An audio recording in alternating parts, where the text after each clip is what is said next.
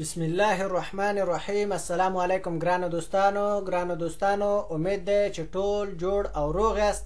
ښه ګرانو دوستانو، نن موږ تاسو څلورم درس وایو، البته د کتاب په حساب باندې، د ویډیوګانو په حساب باندې نه. او اوس شروع کوو. ښه، په دې ځای کې وایو چې was wächst in ihrem Land، یعنی څه was یعنی څه، wächst یعنی وده کوي، in یعنی په، ihrem Land یعنی ستاسو په ملک کې، یعنی څه شی ستاسو په ملک کې وده کوي. صحیح ده. sehen Sie sich das Bild an، یعنی څه sehen یعنی وګورئ، Sie یعنی تاسو، sich یعنی د خپل das Bild an یعنی په خپل عکس کې. البته ګورئ دوستانو، مثلا دلته داسې نه دی چې تاسو د خپل د کتاب په عکس کې وګورئ، ځکه درته تاسو داسې نه شمیل چې تاسو د خپل د کتاب په عکس کې وګورئ، خو دا تاسو ته د کتاب عکس وښیي. ښه، نو دا خاطره درته. und sprechen Sie ام کورس، یعنی څه und یعنی او، sprechen یعنی خبرې وکړي، زی یعنی تاسو، ام کورس یعنی په کورس کې، یعنی خبرې وکړي تاسو، او خبرې وکړي بیا تاسو په کورس کې، داسې وایي. ښه، اوس په دې ځای کې وایي چې das wächst in meinem Land. das یعنی دا، wächst یعنی وده کوي، in meinem Land یعنی زما په ملک کې یا زما په وطن کې. خلاصه داسې. دی اناناس یعنی اناناس وده کوي کنه، خلاصه داسې. او شاته چې بیا چی پسې غواړي کنه، نو کولای شي چې دغه شي نوم دغه څه شاته پسې ولیکئ. ښه، او په دې ځای کې اوس وایي چې das wächst in meinem Land nicht، یعنی څه das یعنی دا، wächst یعنی وده کوي، in meinem Land یعنی زما په ملک کې، nicht یعنی نه، یعنی دا شی زما په ملک کې وده نه کوي، یا چی شی چې ورښیي بیا هغه په دغه ځای کې شاته نوم پسې راځي. صحیح ده. امیدوارم دوستانو پوه شوي یئ. ښه، اوس به ښکته راشو.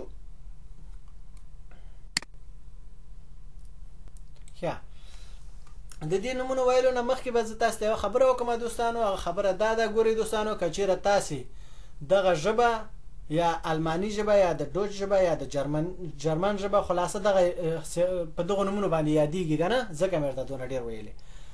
نو دغه ژبه که تاسې چېرې یادوئ، یا د ویډیو نه یا د یوټیوب نه یا په کورس کې مثلا یا د کوم ملګري نه، نو د هر یو شي نوم چې ترې یادوئ، د هغه شي نوم تاسې باید د ارتیکل سره زده کوئ.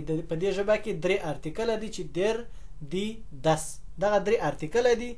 هغه ځکه درته وایم ګورئ دوستانو، که چېرې تاسې اوچتو کورسونو ته لاړ شئ، نو په اوچتو کورسونو کې چې کله جملې جوړئ د خبرو، ځکه د اخره پورې همدغسې تاسې همدغه نومونه نه زده کوئ. اخر دا څونه نومونه به چې تاسې به همداسې صرف نومونه زده کوئ، دغه نه بیا جملې جوړوئ، بیا خبرې پرې کوئ، مثلا راکړه ورکړه پرې باندې کوئ. نو د هغه حساب درته وایم، دغه حساب د دغه خاطره درته وایم چې کله د ستاسې کوم نوم د ارتیکل سره نه زده، نو تاسې نشئ کولی چې بیا صحیح جمله ترېنه جوړه کړئ یا جمله پرې جوړه کړئ. امیدوارم دوستانو زما په خبره پوه شوي، نورم خوښه د خپله. ښه، اوس شروع کوو.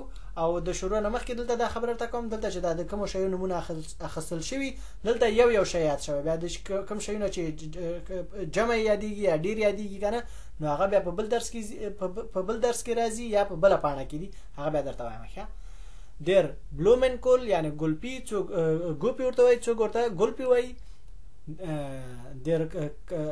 der Kartoffel هم ورته وایي. der Apfel یعنی مڼه. die Birne یعنی ناک یا نشپاتی، یعنی څوک ورته ناک وایي، څوک ورته نشپاتی وایي یا نشپاتی. یا die Gurke یعنی بادرنګ. die Karote یعنی گازره. دی توماته یعنی ټماټر یا ترشک، څوک ورته بانجانومي هم وایي. ښه، دی میلونه یعنی هندوانه. ښه، دی کارتوفل یعنی کچالو یا الو، څوک ورته الو وایي، څوک کچالو وایي. ښه، دی اناناس یعنی اناناس. دی بنانه یعنی کیله. دی اورنج یعنی مالټه. دی زwiebel یعنی پیاز. دی پاپریکا یعنی مرچ. das Ei یعنی اگی، څوک وایي هم ورته وایي. خو امیدوارم پوه شوي دوستانو. په دې ځای کې وایي چې اوپس aus Italien یعنی اوپس یعنی میوه، aus Italien یعنی د ایټالیا ده یا د ایټالیا نه راغلی. خلاصه داسې خو راغلی، خو دلته کې لیکل شوي نه دي، خو لیکن میوه د ایټالیا ده. ښه، داسې.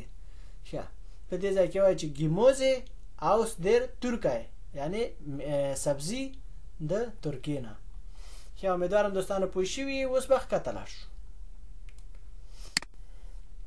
ښه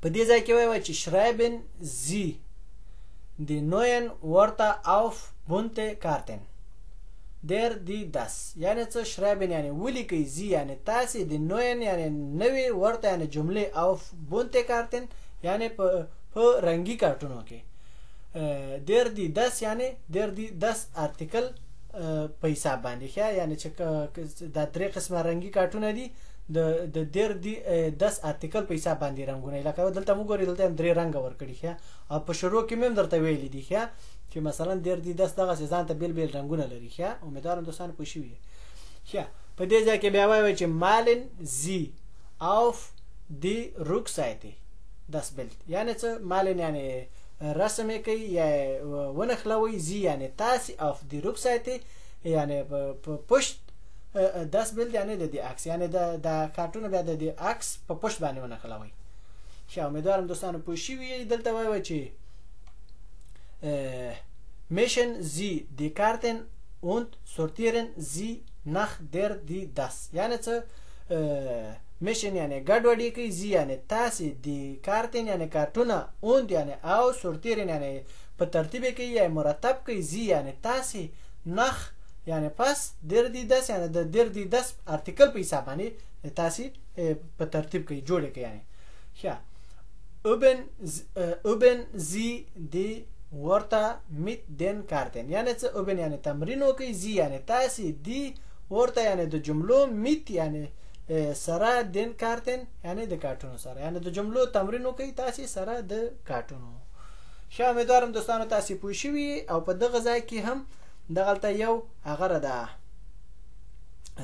دغه نوم ده چې 46 یعنی دا د صفحې نمره یا شمیره ده چې دلته په د تعداد په هغه باندې په شکل باندې لیکل شوی نو امیدوارم دوستانو تاسې پوه شوي او که چیرې تاسې دوستانو میشن او سورتیرن په باره کې تاسې چیرې صحیح نه پوه شوي نو کولی شئ دوستانو تاسې په یوټیوب کې د زما دغه پښتو ویډیوګان الماني په پښتو شپږمه خدای مې غاړه نه بندوي شپږمه ویډیو تاسې وګورئ په شپږمه ویډیو کې مې د میشن او سورتیرن په حساب باندې خبرې پکې کړي دي یا په هغه کې هم د دې په باره کې درس شته ده نو کولی شئ چې تاسې په هغه کې هم د دې په باره کې یو څه معلومات واخلئ نو ګران دوستانو ډیر اسانه درس و امید ده چې تاسې خپله فایده ترې اخیستي او د راتلونکي درسه پورې دوستانو په پاک الله باندې سپارم فی الحال د الله په امان